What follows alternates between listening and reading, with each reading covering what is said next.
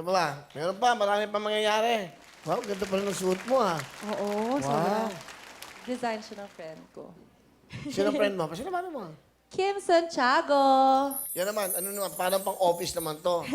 Parang hindi ba? Pang mga pang-tawag dyan, pang mga entrepreneur. Oo. Ito. Oh. Woo!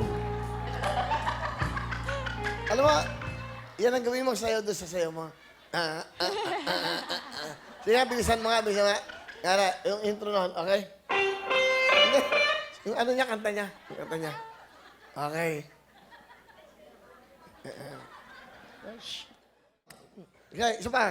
Hindi makita eh. Yan!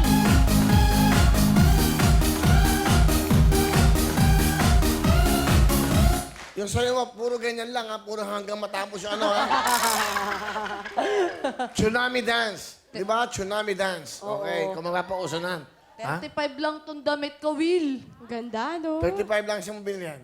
Sa Tiangge. Sakit sa abs. Magkakabs ako dun.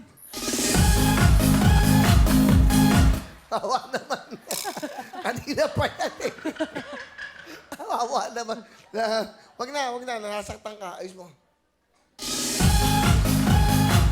Ano ba? Kawawa naman. Ayun man, nakakawawa. Ayos mo. Iba to, professional. Palapakan nyo. Bigyan nga kita ng tip. Hindi na kailangan ng tip. Mayaman na kayo. O, 2,000 para sa'yo. Thank you, Will. O, 3,000 na, 3,000 na.